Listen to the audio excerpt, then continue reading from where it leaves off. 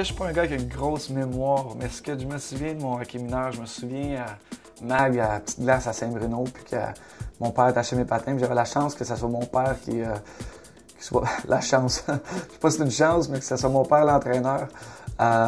Mais il m'a coaché une année, là, on était Mag, il m'a appris à patiner. C'était pas la grosse compétition, mais j'ai été chanceux d'être bien entouré. Le hockey mineur, c'est important. Les parents sont très importants. Puis, sont importants, je dis non pour mettre de la pression. Les parents m'ont toujours dit, là, Max, regarde, va-t'en à l'aréna, amuse-toi, puis fais ce que tu peux. Puis regarde, quand ça te tentera plus, ben, t'arrêteras de jouer au hockey. Mais ils m'ont toujours supporté, ils m'ont toujours dit, regarde, amuse-toi. Puis ça, je pense que c'est ce que je retiens en plus gros de mon hockey mineur. C'est mes parents qui avaient du fun dans les estrades, puis on allait dans les tournois, puis eux autres, ils se faisaient du fun aussi. Donc, ça, je me souviens beaucoup de ça, de mon hockey mineur. Après ça, j'ai rencontré des gens exceptionnels.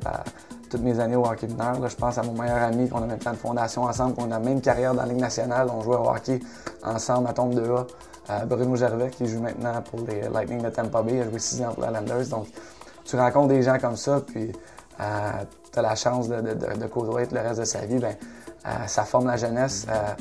Je me rappelle de chaque année, chaque équipe, juste de faire partie d'une équipe.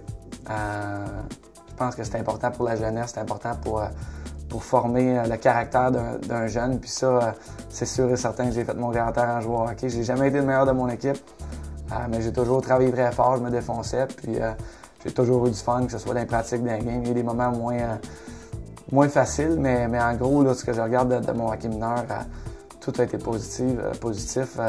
J'avais hâte de finir l'école pour aller à la pratique.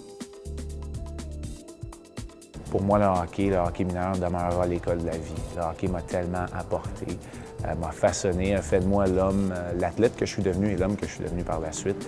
J'espère que ça va pouvoir en faire autant pour mes enfants. Pas d'aspiration de hockey professionnel pour eux. Je leur souhaite, c'est un rêve et c'est correct que ça demeure à ce niveau-là pour l'instant. Mais pour ce qui est du reste, surtout, d'aller au bout de ce rêve-là, d'aller au bout de leurs performances, de leurs habiletés également, et d'être capable d'apprendre le collectif, l'oubli de soi, de faire passer une équipe avant soi, de se donner pour un collectif également. C'est des choses, des valeurs qui vont leur rester pour toute une vie. J'ai commencé à jouer novice à Tombe Pee Wee Bantam pour la même organisation. Pour moi, c'est une fierté de jouer pour la même organisation aussi longtemps que ça. Là. Moi, le hockey mineur, il y a deux affaires qui ont marqué ma vie. La première, c'est le fait que j'habitais tout près de l'aréna chez nous, à Haute-Rive. Et celui qui conduisait à Zamboni, c'est mon grand-père, qui est toujours vivant.